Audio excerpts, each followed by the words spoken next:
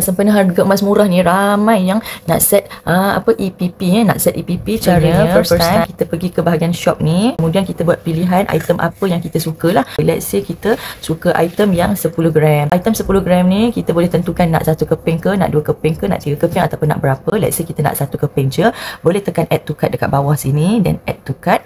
Kemudian cara nak pergi ke cart, kita kemudian pergi dekat ni physical outright purchase. Tekan dekat physical outright purchase, kita masuk dekat trolley ni. Nampak trolley kat kanan atas ni, tekan di trolley. Kita punya item akan ada dekat sini. Okey, inilah itemnya yang kita nakkan EPP tadi. Date card, tekan OK, dan kita akan make sure item kita betul lah. Jangan tekan 2 ke apa, nak 1 tekan 1 je. So total amount dia akan letak, betul tak? Check out dulu. Check out dia akan bagi option. Kita nak bayar full payment ke? Kalau nak bayar full payment, kita kena bayar 6,320. Tak, kita tak nak full payment, kita nak bayar secara EPP. Tekan dekat arrow kecil tu. Dekat arrow kecil dia bagi payment option, which is kita ada full payment dengan easy payment purchase. Nak easy payment purchase kan? So tekan dekat atas EPP. Kemudian dia akan bagi option kat bawah sini. Select EPP month. EPP month kita tekan, kemudian dia bagi option lagi kat bawah sini, nak 6 bulan atau nak 10 bulan. Ambil yang 10 bulan lah. So bayarannya kecil. Jangan tekan place order. Jangan tekan place order ni kalau belum pasti lagi. Make sure jangan tekan, nanti kena denda kalau tak bayar. Okey, lepas tu kita scroll sampai ke bawah, kita tengok.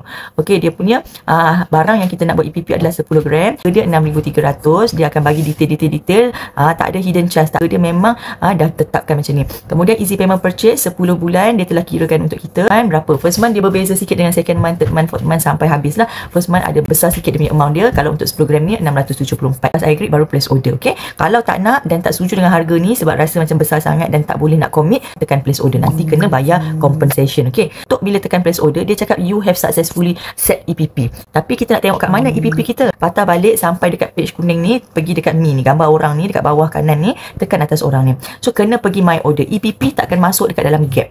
EPP kita kena pergi dekat my order, klik dekat sini. Kita pergi dekat my order ni, klik atas nombor dia tu. Klik atas nombor yang harga merah tu, kemudian dia akan keluarkan detail tadi. Untuk first pembayaran hari ni set, hari ni juga kena bayar ikut tarikh ni. So due date ni kena ikut. Kalau set 17 kena bayar 17 amount yang pertama. So nak bayar yang pertama ni, tekan dekat ni FPX online payment. FPX online payment tekan, lepas tu make payment. Make payment automatic nanti dia akan bawa kita ke online banking dan kita bayar macam biasa. Untuk nak set ke bawah ni, kalau malas nak ingat, takut terlupa ke apa ke, boleh set auto debit. Kena set selepas pembayaran pertama. Set tu nanti caranya adalah kita set ke bawah ni, lepas tu kita auto debit, kemudian kita bagi pada arahan kepada bank bayar RM1. Bulan berikutnya insya-Allah dia akan tarik secara automatik, tapi nanti kena check dulu supaya dia make sure dia tarik lah.